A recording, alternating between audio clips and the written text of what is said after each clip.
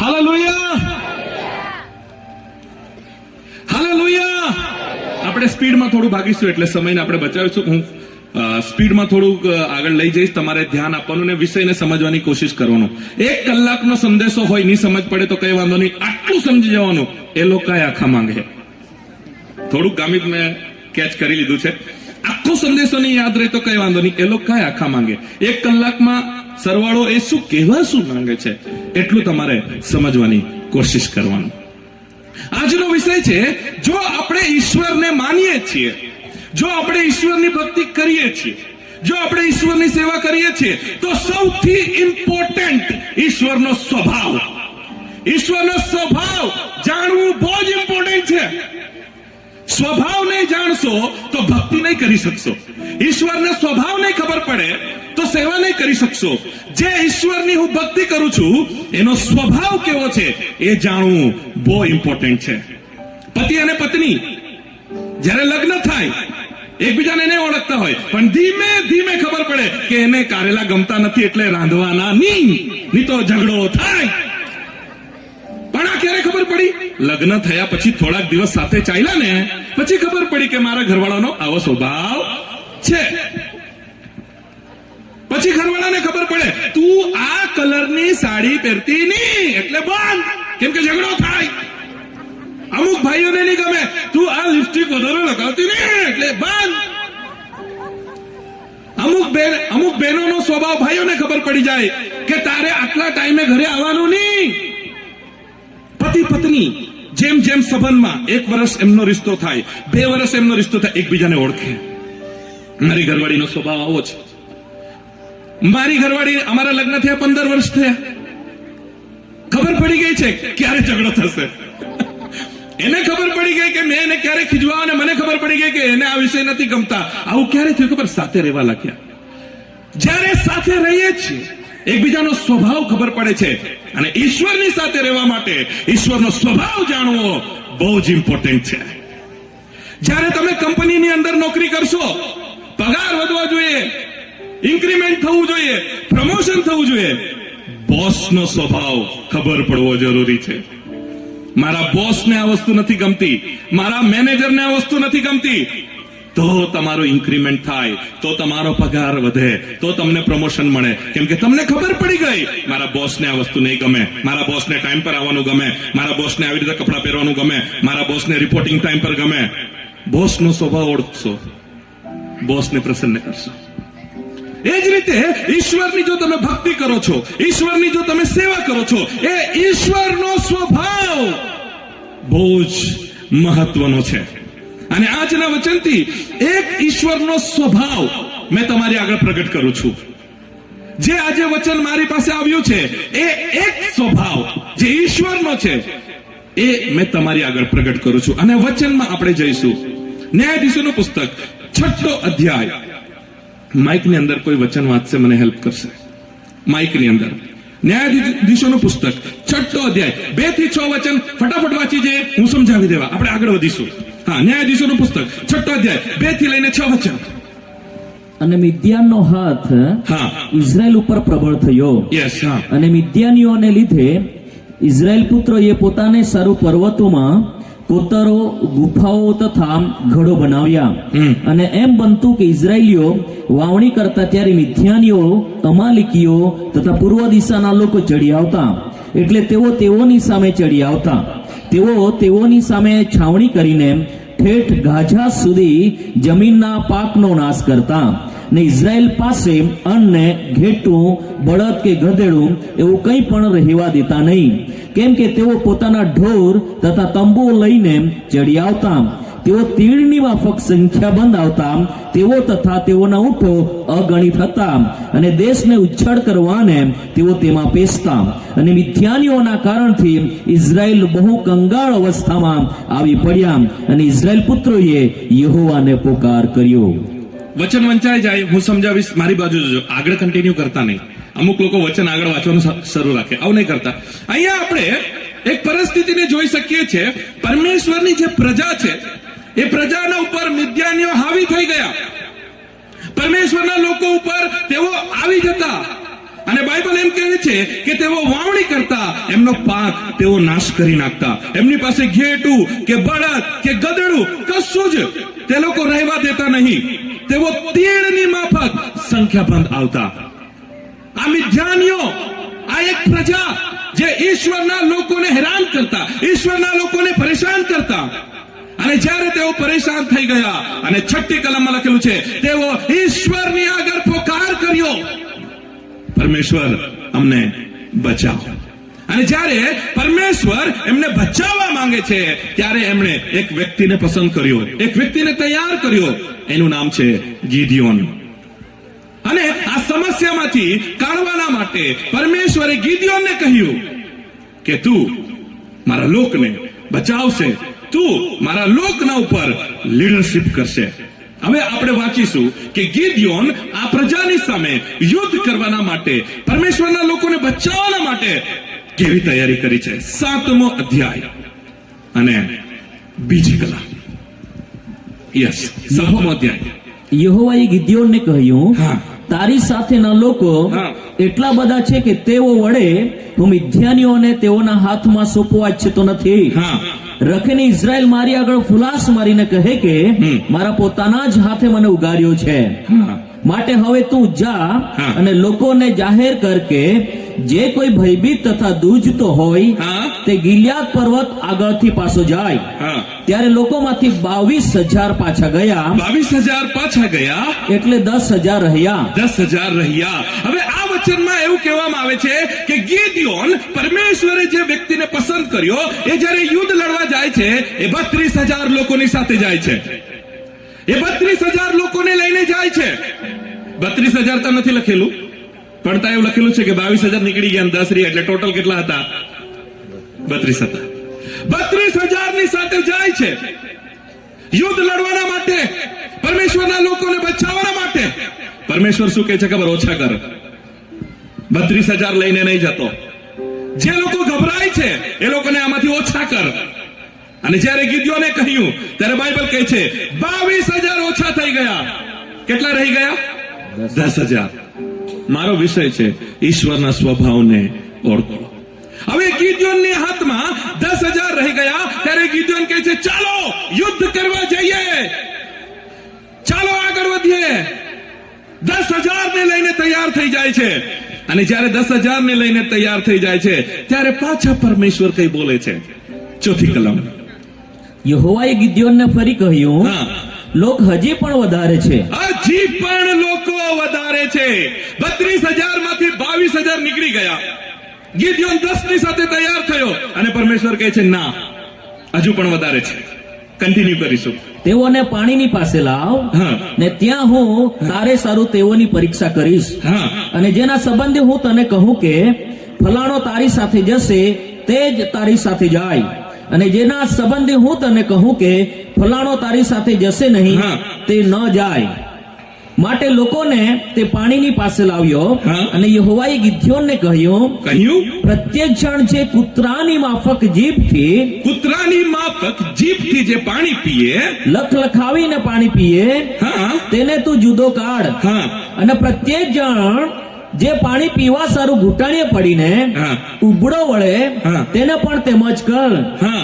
હવે પરમેશ્વરે શું કર્યું કે જો આ 10,000 છે ને આ વધારે છે, તું એક કામ કર, આ લોકોને પાણીની પાસે લાવ.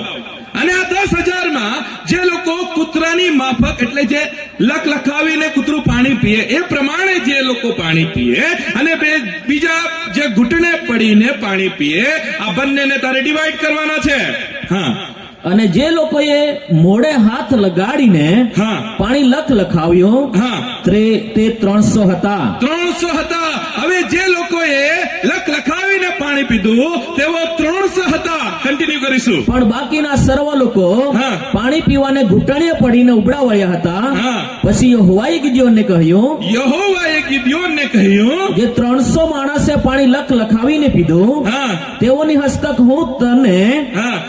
તમને ઉગારીશ અને મિદ્યાનીઓને તારા હાથમાં સોંપીશ. Yes, hallelujah, hallelujah. હાલેલુયા.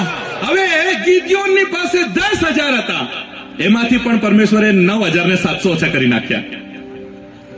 અને પરમેશ્વર એમ કહે છે તારી પાસે હમણાં જે 300 રહ્યા ને એ 300 ને લઈને જા, હું તને વિજય આપીશ, હું તારી સાથે છું. પ્રશ્ન એ છે આવું કેમ કર્યું હશે? પ્રશ્ન એ છે પરમેશ્વરે આવું કેમ કર્યું? જે ગિદિયોન 32,000 સાથે રેડી હતો, પરમેશ્વર કહે છે નાઈ, વધારે છે. પછી જે ગિદિયોન 10,000 સાથે તૈયાર હતો, પરમેશ્વર કહે છે નાઈ, વધારે છે. આમ કરતા કરતા પરમેશ્વર 300 પર લઈ આવે છે અને પછી કહે છે જા યુદ્ધ લડવા. જસ્ટ ઇમેજિન, જસ્ટ વિચાર કરો, જો ગિદિયોનની જગ્યાએ તમે હોતે તો કેવું લાગતે? 300 લઈને જાઓ, આટલા બધા સાથે હતા, કેમ ઓછા કરી નાખ્યા? પ્રશ્ન થાય કે નહીં થાય? તમને કહું, આ 300 લઈને કોની સામે જતો હતો? વચન વાંચીશું, 12 વચન, 7 અધ્યાયમાં 12 વચન. મિદ્યાનીઓ તથા અમાલિકીઓ હા. તથા પૂર્વ દિશાના સર્વ લોકો હા. ખીણની અંદર તીડની માફક તીડની માફક સામેના લોકો હતા, સંખ્યાબદ્ધ પડેલા હતા, સંખ્યાબંધ લોકો સામે હતા. અને તેઓના ઊંટ હા. સમુદ્રના કાંઠાની હા. રેતીની પેઠે અગણિત હતા. ઓહ, એમની પાસે જે ઊંટ હતા એ તો અગણિત. આટલી મોટી સંખ્યા, આટલી મોટી સેના, આટલી મોટી પ્રજા, અને 32,000 માંથી બી ઓછા, છેલ્લે 10 રહ્યા એ 10 માંથી બી ઓછા, અને આ અગણિત ઊંટો, આ મોટી સંખ્યા, તીડોની સમાન. તમે 300 લઈને જવા માટે કહેતા છો, અને પરમેશ્વર કહે છે તારે 300 જ લઈ જવાના, 300 ની સાથે જ જવાનું. આજે હું તમને ઈશ્વરનો સ્વભાવ પ્રગટ કરવા માંગુ છું. કેમ કરે છે ઈશ્વર? ઈશ્વરના મનમાં શું ચાલી રહ્યું છે? પરમેશ્વરે શું વિચાર્યું? કેમ 32 માંથી ઓછા કર્યા? કેમ 10 માંથી ઓછા કર્યા? અને એનો જવાબ શાસ્ત્રમાં આપવામાં આવેલો છે, 7 અધ્યાય, બીજી કલમ. યહોવાએ ગિદ્યોનને કહ્યું, હા, તારી સાથેના લોકો એટલા બધા છે કે તેઓ વડે હું મિદ્યાનીઓને જો આ 32,000 લોકોની સાથે હું જો તને વિજય આપું, તેઓના હાથમાં સોંપવા ઈચ્છતો નથી. હા, રખેને ઇઝરાયલ મારી આગળ ફુલાસ મારીને કહે કે રખેને આ લોકો ફુલાસ મારીને આવું બોલે કે મારા પોતાના જ હાથે મને ઉગાર્યો છે, અમે જીત્યા છે. સમજી ગયા ઈશ્વરના મનમાં શું ચાલી રહ્યું છે? પરમેશ્વર શું વિચારે છે ખબર?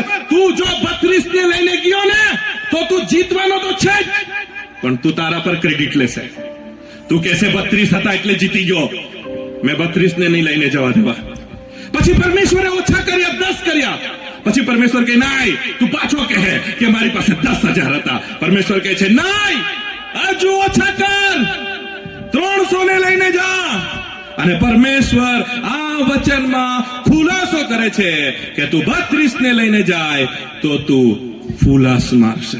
તો આ બીજા કલમની અંદર આપણે જોઈ ગયા, ઈશ્વર એના સ્વભાવને પ્રગટ કરે છે.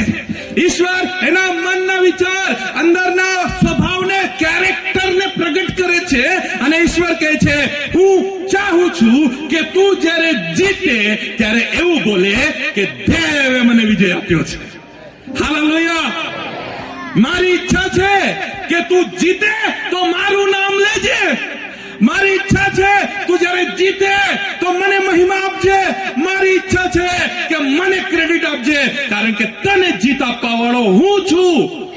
અને આવું ત્યારે જ થશે જ્યારે તું 300 ને લઈને જશે, કારણ કે સામે તીડની જેમ સંખ્યાબંધ લોકો છે, સામે અગણિત ઊંટો છે. પોસિબલ જ નથી, પણ જો પોસિબલ થાય તો તું કહેશે આ દેવે કર્યું છે. હાલેલુયા. આજે સૌથી વધારે પ્રોબ્લેમ છે મેં કર્યું, મેં. ઈશ્વર ના પાડે છે મેં નહીં ચાલશે. ઈશ્વર કહે છે કે મહિમા મને મળવો જોઈએ. આજે અમુક લોકોનો સ્વભાવ બની ગયો છે, ઘર બનાવ્યું મેં બનાવ્યું, મેં. આ ગાડી બહુ સરસ ગાડી છે, તમારી મોટી નવી ગાડી મેં લીધી. નોકરી તો બહુ સારી છે તમારી નોકરી, મેં ઇન્ટરવ્યુ આપેલું, મેં. પરીક્ષામાં તો બહુ સારા ટકા આવ્યા ને, મેં મહેનત કરેલી, મેં 12 વાગ્યા સુધી વાંચતો હતો, મેં. આ મેં ઈશ્વરનો મહિમા ચોરી કરે છે. ઈશ્વરને ખબર હતું 32,000 લઈને જશે ને તો તું મેં કરે. મેં લીડરશીપ અને ઈશ્વર કહે છે કે ના. આ ઘર બાંધ્યું, સંદીપભાઈ સાક્ષી આપી, કશું જ નહીં હતું, ઈશ્વરે કર્યું. પ્રભુના સેવક જીતુભાઈ લીડિંગ કરતા હતા, લીડિંગમાં ફર્સ્ટ શબ્દ એમણે વાપર્યો. આપણે અહીંયા ભેગા થયા છે, આ ઈશ્વરનું કાર્ય છે, આ મીટિંગ ઈશ્વર તરફથી છે, ઈશ્વર તરફથી છે. આજે તમને નોકરી મળી છે, વહાલાઓ, ઈશ્વર શું આશા રાખે ખબર? મારો દીકરો એવું કહેશે કે દેવે મને નોકરી આપી છે. આજે તમારી પાસે જે 4 વ્હીલ છે, દેવ એવું કહે છે કે મારો દીકરો એવું કહેશે દેવે મને 4 વ્હીલ આપી છે, દેવે મને પરીક્ષામાં પાસ કર્યો છે, દેવે મારા માટે કર્યું છે, દેવે કર્યું છે. અને દેવને મહિમા મળવો જોઈએ. આ ઈશ્વરનો સ્વભાવ છે કે એમના લોકો પાસે એ મહિમા માંગે છે. આ ઈશ્વરનો સ્વભાવ છે, એમના લોકો પાસે ક્રેડિટ માંગે છે કે મારા પરમેશ્વરે કર્યું છે. જે લોકો સેવામાં જોડાયેલા છે એમને પણ મેં કહેવા માંગુ છું, મેં ગીત ગાતો છું, મેં આરાધના કરતો છું. એ તો મેં ગાઉં એટલે આવું થાય. મેં ગાઉં ને, મેં માઇક પકડું ને એટલે થાય. આ મેં સેવામાં બી મેં આવી ગયો. એ તો મેં પ્રચાર કરું ને ત્યારે કામ થાય. એ તો મેં વચન બોલું ને ત્યારે કામ થાય. મેં કીબોર્ડ વગાડવા વાળો મેં વગાડું, ગિટાર વગાડવા વાળો મેં વગાડું. મેં સેવાના અંદર પણ મેં આવી ગયું છે. દુષ્ટ આત્મા કાઢવા માટે જાય સેવકો, દુષ્ટ આત્મા મેં કાઢ્યું, મેં દુષ્ટ આત્મા કાઢ્યું. લંગડો ચાલ્યો, મેં પ્રાર્થના કરી, મેં માંદો સાજો થયો, મેં. પરમેશ્વર કહે છે મેં કર્યું છે. લંગડો ચાલતો થયો, ઈશ્વરે કર્યું છે. હાલેલુયા. આંધળો દેખતો થયો, ઈશ્વરે કર્યું છે. દુષ્ટ આત્મા નીકળ્યો, ઈશ્વરે કર્યું છે. સંતોષભાઈ પ્રચાર કરે છે, કોઈના જીવનમાં બદલાવ આવે છે, ઈશ્વરે કર્યું છે. મેં વર્શિપ કરું છું, મેં આરાધના કરું છું, ઈશ્વરે મને સારો અવાજ આપ્યો છે, ઈશ્વરે મને તાલંત આપ્યો છે, મેં ગીત ગાઉં છું, મેં વર્શિપ કરું છું, પણ કાર્ય ઈશ્વર કરે છે. હાલેલુયા. અને આ જ્યાં મેં આવ્યો છે ત્યાં ઈશ્વરનો મહિમા જતો રહ્યો છે. ઈશ્વરને સાઈડ પર મૂકી દેવામાં આવ્યું છે. તમને ખબર છે, જે લોકોને મેં કરવાની આદત પડી, એ બાઇબલ નથી વાંચતા પણ મિનિસ્ટ્રી કરતા છે. બાઇબલ વાંચવાનું બંધ, મિનિસ્ટ્રી ચાલુ. કેમ કે ખબર પડી ગઈ, મેં હમણાં આવવાને ભૂતડું કાઢી નાખા, મેં આવતો જ છું.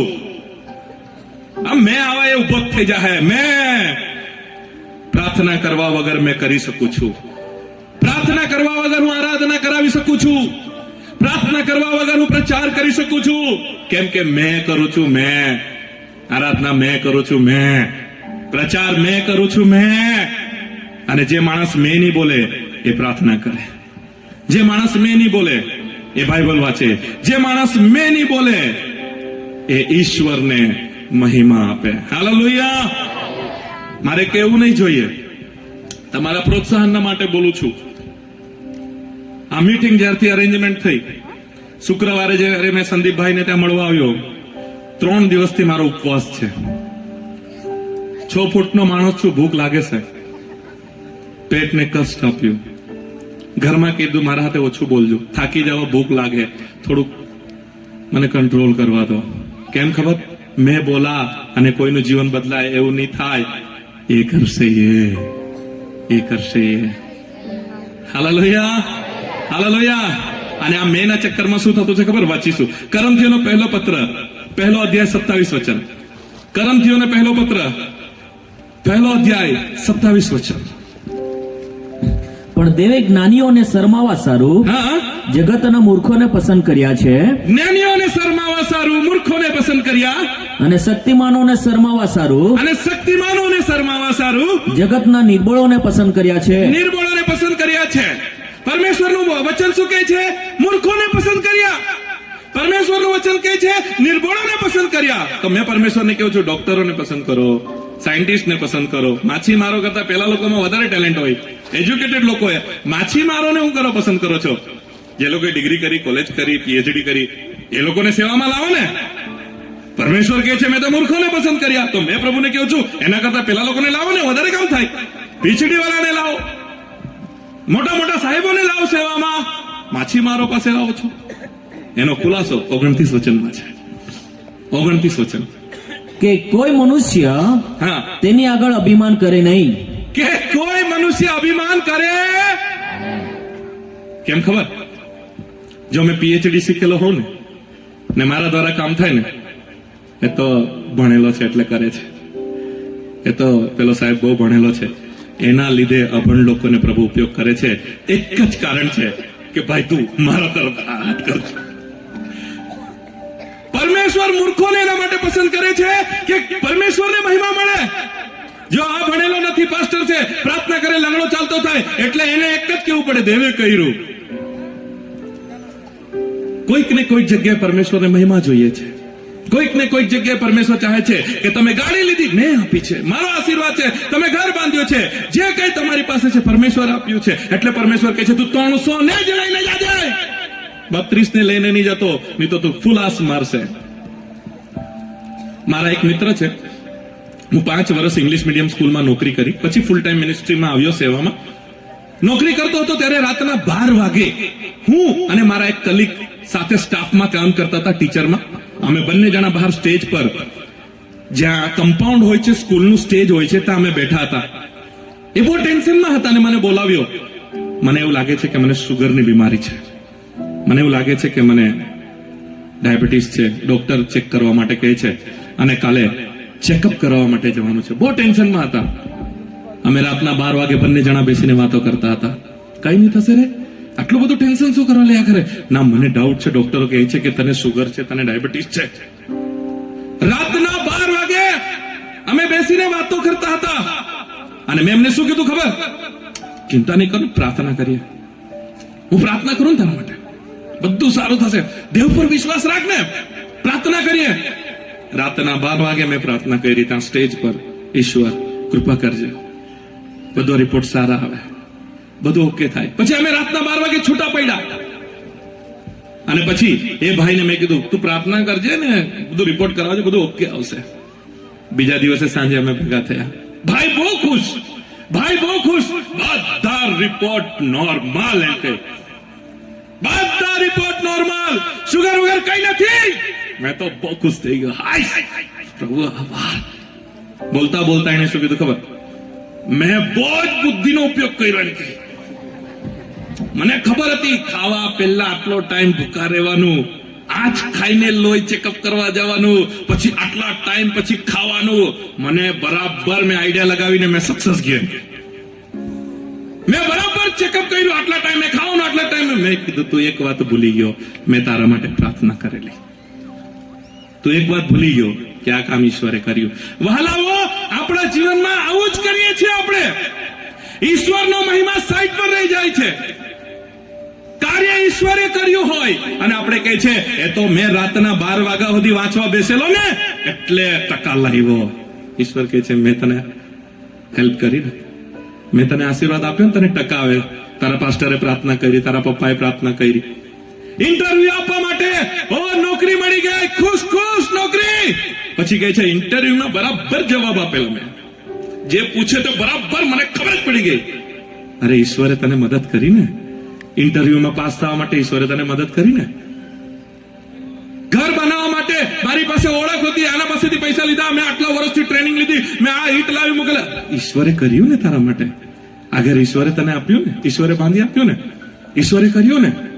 આજનો મારો વિષય છે ઈશ્વર 300 ને લઈને જવા માટે કહે છે કે તું જીતી જાય ને તો મારું નામ કહેજે કે મારા પરમેશ્વરે કર્યું છે. આજે 2 દાખલાઓ તમારા આગળ પ્રગટ કરીને હું પૂરું કરવા માંગુ છું. એક દાખલો, જેણે ઈશ્વરનું નામ નહીં લીધું ને શું કીધું ખબર? મેં. અને એક બીજો બાઇબલમાં પાત્ર છે જેણે એવું કીધું મેં નહીં, ઈશ્વર. આ 2 પાત્ર રજૂ કરીને આજનો સંદેશો હું પૂરો કરીશ. પહેલું પાત્ર જેણે એવું કીધું કે મેં, દાનિયેલનું પુસ્તક 4થો અધ્યાય, દાનિયેલ પ્રબોધકનું પુસ્તક, નબુકદનેસર રાજા, દાનિયેલનું પુસ્તક 4થો અધ્યાય 29 અને 30 વચન. 29 અને 30 વચન. દાનિયેલ પ્રબોધકનું પુસ્તક 29. યસ 12 માસ પછી હા. તે બાબેલના રાજમહેલની અગાસી પર ફરતો હતો. રાજા અગાસી પર ફરતો હતો ત્યારે તે બોલ્યો કે અને તે બોલ્યો કે આ મહાન બાબિલ આ મહાન બાબિલ જે મેં રાજગૃહ થવા સારું બાંધ્યું છે જે મેં બાંધ્યું છે તે શું મારા મોટા પરાક્રમથી તથા હા મારા મહાત્મ્યનો પ્રતાપ વધારવા માટે નથી? આ જે બાબિલ બંધાયું છે, આજે રાજ્યની સ્થાપના થઈ છે, આજે રાજ્યનો વિસ્તાર થયો છે, શું એ મારા પરાક્રમથી નથી? શું એ મારા પાવરથી નથી? શું એ મેં નથી કર્યું? એ અગાસી પર આવીને એના રાજ્યના વિસ્તારને જોઈને કહે છે, ઇનડાયરેક્ટ એમ કહે છે, આ મેં કર્યું છે, આ મેં કર્યું છે. અને બાઇબલ કહે છે જ્યારે એના મોઢામાં શબ્દ હતા, ઓન ધ સ્પોટ, એ જ સમયે 31 વચન. આ શબ્દો રાજાના મુખમાં જ હતા. આવું એ બોલી જ રહ્યો હતો. આ શબ્દ એના મુખમાં જ હતા કે મેં કર્યું છે. અને ઓન ધ સ્પોટ એટલામાં આકાશમાંથી એવી વાણી આકાશમાંથી એક વાણી થઈ. તેને કાને પડી કે હા, હે નબુખાદનેસ્સર રાજા, હે નબુકદનેસર રાજા, એ વચન તને કહેવામાં આવે છે, અને વચન કહેવામાં આવે છે, રાજ્ય તારી પાસેથી ગયું છે. ગયું, રાજ્ય તારી પાસેથી ગયું. અને ગૂગલ પર તમે સર્ચ કરો, ઇંગ્લિશમાં તો લખો ધ ફર્સ્ટ કિંગ, ખાલી એટલું લખો, king who ate the grass. ઇંગ્લિશમાં ટાઈપ કરો king who ate the grass. એક એવો રાજા જેણે ઘાસ ખાધું, નબુકદનેસર રાજાનું નામ આવી જાય. આ એક એવો રાજા છે બાઇબલમાં જેણે ઘાસ ખાધું. એક જ ગલતી. બાઇબલ કહે છે એના મોઢામાં એ શબ્દ હતા જ હજુ તો. એ શબ્દો એ હતા કે આ મેં કર્યું છે, આ મારા પરાક્રમથી થયું છે, આવું બોલતો જ હતો. અને ત્યાંથી એને લઈ લેવામાં આવ્યો અને એને ઘાસ ખાધું. વહાલાઓ, પ્રભુના સેવક તરીકે હું તમને શું કહેવા માંગુ છું? તમારા જીવનથી ઈશ્વરને મહિમા આપો. તમારા નોકરીથી ઈશ્વરને મહિમા આપો. તમારી ગાડી, તમારી પાસે આશીર્વાદો, જે કંઈ છે એનાથી ઈશ્વરને મહિમા આપો. ઘણી બધી વખત ટેવ પડી જાય છે, મેં કર્યું. બહુ મજા આવે કહેવામાં, મેં કર્યું. આ ગાડી મેં, આ ઘર મેં, આ મેં. બાઇબલ કહે છે એના મોઢામાં એ શબ્દો હતા જ. એટલી વારમાં એની પાસેથી રાજ્ય લઈ લેવામાં આવ્યું. બીજું એક પાત્ર જેણે મેં નહીં બોલ્યો, કર્યું એણે જ, પણ મેં નહીં બોલ્યો. આપણે વાંચીશું ઉત્પત્તિનું પુસ્તક 40 અધ્યાય. ઉત્પત્તિનું પુસ્તક 40 અધ્યાય. અને આ 40 અધ્યાયમાં યુસુફ જે બંદીખાનામાં હતો, જેના ઉપર આરોપ લગાવવામાં આવ્યો હતો, અને જ્યારે તે બંદીખાનામાં હતો ત્યાં રાજાની સાથે બે વ્યક્તિઓ ઉભા રહે, તે પણ એ બંદીખાનામાં હતા. એમને સ્વપ્ન આવ્યું. એ સ્વપ્નનો અર્થ બતાવવા વાળું કોઈ નહીં હતું. અને યુસુફની સાથે એમની મુલાકાત થાય છે. અને એમનો જે સ્વપ્ન આવેલો એનો અર્થ, એનો મતલબ આ યુસુફ કેવી રીતે કહે છે? 8 વચન. અને તેઓએ તેને કહ્યું, હા, અને અમને સપના આવ્યું હતું, હા. ને તેનો અર્થ બતાવી શકે એવો કોઈ નથી. હા. અને યુસુફે તેઓને કહ્યું, યુસુફે તેઓને કહ્યું, અર્થ બતાવો એ શું દેવનું કામ નથી? અર્થ બતાવો એ શું દેવનું કામ નથી? હાલેલુયા. અર્થ બતાવવું કોનું કામ છે? જો તમે આગળ વાંચો ને તો અર્થ યુસુફે જ બતાવેલો. દેવની ઉતરી આવેલા અર્થ તો યુસુફે જ કીધેલું, પણ યુસુફે ક્રેડિટ ઈશ્વરને આપ્યું. અર્થ યુસુફે બતાવ્યું, પણ યુસુફ શું કહે છે ખબર? તારો સ્વપ્ન તો બોલ, તને અર્થ મળશે, એ તો દેવ બતાવશે. એનો અર્થ એ છે વહાલાઓ, સ્વપ્નનો અર્થ યુસુફે પ્રગટ કર્યો, પણ મહિમા એને દેવને આપ્યો. અને જ્યારે યુસુફને બંદીખાનામાંથી કાઢીને રાજાની પાસે લઈ જવામાં આવ્યા, રાજાને સ્વપ્ન આવ્યું. અને રાજાને એનો અર્થ કોઈ બતાવવા વાળું નહીં હતું. એની પાસે જે જ્ઞાનીઓ હતા, કોઈ અર્થ બતાવવા વાળું નહીં હતું. યુસુફને બંદીખાનામાંથી બહાર કાઢ્યા અને રાજાએ કીધું, મને ખબર પડી છે કે તું અર્થ બતાવે છે. રાજાએ એને કીધું, મારા સાંભળવામાં આવ્યું છે કે તું અર્થ બતાવે છે. યુસુફે શું જવાબ આપ્યો? વાંચીશું. 15 વચન રાજા શું બોલ્યો? 15 વચન 41 અધ્યાય, ઉત્પત્તિનું પુસ્તક 41 અધ્યાય 15 વચન. અને ફારૂને યુસુફને કહ્યું, હા. મને સ્વપ્ન આવ્યું છે, હા. પણ તેનો અર્થ કરનાર કોઈ નથી. કોઈ નથી. અને મેં તારા વિશે સાંભળ્યું છે કે મને ખબર છે કે તું ભૂતડાઓ કરે છે, મને ખબર છે કે તારા દ્વારા લંગડા ચાલે છે, મને ખબર છે કે તું પ્રચાર કરે ને તો બહુ ભારે કામ થાય, મને ખબર છે તું ગીત ગાય ને એટલે લોકોને બહુ ગમે. એક એ લેવલ પર વાત કરું છું. રાજાએ કીધું હા. અને યુસુફે ફારૂનને ઉત્તર આપ્યો, યુસુફે શું ઉત્તર આપ્યો? હું તો નહીં, ભાઈ રાજા, મેં અર્થ નહીં બતાવું, હા, પણ દેવ ફારૂનને શાંતિકારક ઉત્તર આપશે. Hallelujah, hallelujah. યુસુફ કહે છે, મેં તો તમને અર્થ નહીં બતાવી શકું, પણ તમને શાંતિકારક જવાબ દેવ આપશે. અને આગળ જો તમે વચનને વાંચો ને, એનો અર્થ બી યુસુફે જ કીધેલો, દેવ નહીં આવેલા. એનો અર્થ યુસુફ સ્વપ્નનો અર્થ બતાવી શકે એવો વ્યક્તિ હતો. ઈશ્વરની અંદર એવો એને તાલંત આપેલું હતું. ઈશ્વરે એને એવું કૃપાદાન આપેલું હતું કે તે સ્વપ્નનો અર્થ બતાવી શકે. આ જ્યારે સ્વપ્નનો અર્થ કહેતો ને તો શું કહેતો ખબર? એ તો દેવ કરે છે, એ તો દેવ કરે છે. અર્થ તો દેવ બતાવે છે. પોતે બતાવતો જાય, દેવનું નામ લેતો જાય, અર્થ બતાવતો જાય, દેવનું નામ લેતો જાય. આવા વ્યક્તિને ઈશ્વરે જ્યાં એ બંદીખાનામાં હતો ત્યાં જ રાજા બનાવી દીધો. હાલેલુયા. ફારૂન રાજા પછી નેક્સ્ટ પર આ યુસુફ હતો, કેમ કે મહિમા દેવને આપતો હતો. અને જે રાજાએ કીધું કે મેં, એને ઘાસ ખાધો. વહાલાઓ, આ મેં ઈશ્વરને નહીં ગમે. આ ઈશ્વરનો સ્વભાવ છે કે તમારા દ્વારા ઈશ્વર એમનો મહિમા પ્રગટ કરવા માંગે છે. તમે સેવા કરો છો, ઈશ્વરને મહિમા આપો. તમારી પાસે આશીર્વાદો છે, ઈશ્વરને મહિમા આપો. કહો કે ઈશ્વરે મારા માટે કર્યું છે. આ ઈશ્વરનો સ્વભાવ છે. કરંથીઓનો પહેલો પત્ર 15 અધ્યાય 10 વચન. સમયને બચાવવા માટે પૂરું કરીશું. બીજી 2-3 બાબતો છે એના પણ હું જે છું તે દેવની કૃપાથી છું. હા, હાલેલુયા. સર ફરીથી વાંચજો ને સાહેબ. પણ હું જે છું તે પણ આજે હું જે કંઈ પણ છું તે દેવની કૃપાથી છું. દેવની કૃપાથી છું. અને તેની જે કૃપા મારા પર થઈ હા, તે નિષ્ફળ નીવડી નથી. હાલેલુયા. વાલાઓ, એક સાચો ઈશ્વરને માનવા વાળો વ્યક્તિ, એક સાચો ઈશ્વરની સેવા કરવા વાળો વ્યક્તિ, એક સાચો ઈશ્વરના માટે કાર્ય કરવા વાળો વ્યક્તિ હંમેશા કહેશે, મેં આજે જે કંઈ પણ છું ને દેવની કૃપાથી છું. અમારી ગાડી છે ને દેવની કૃપાથી છે. અમારું ઘર છે ને આ દેવની કૃપાથી છે.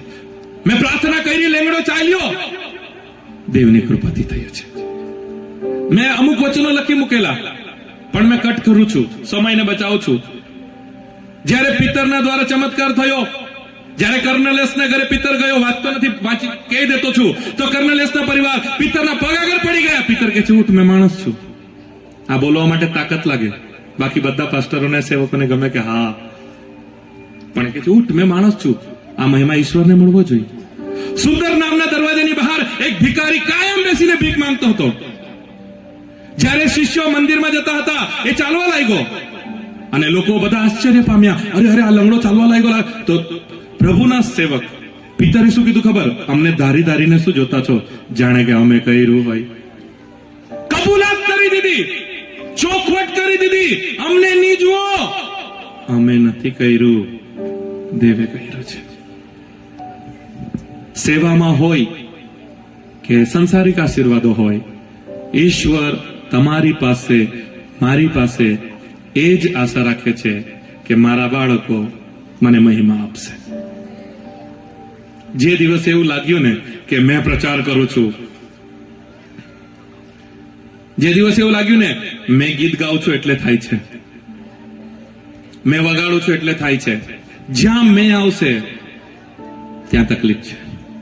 પણ જ્યાં તમે કહેશો દેવની કૃપાથી છું, દેવની કૃપાથી છું, દેવની કૃપાથી છું, નોકરી દેવની કૃપાથી છે, ગાડી દેવની કૃપાથી છે, ઘર દેવની કૃપાથી છે, આશીર્વાદ દેવની કૃપાથી છે, મારી પાસે જે છે તે દેવ તરફથી છે. પરીક્ષા તો મેં જ આપી પણ દેવની કૃપા છે.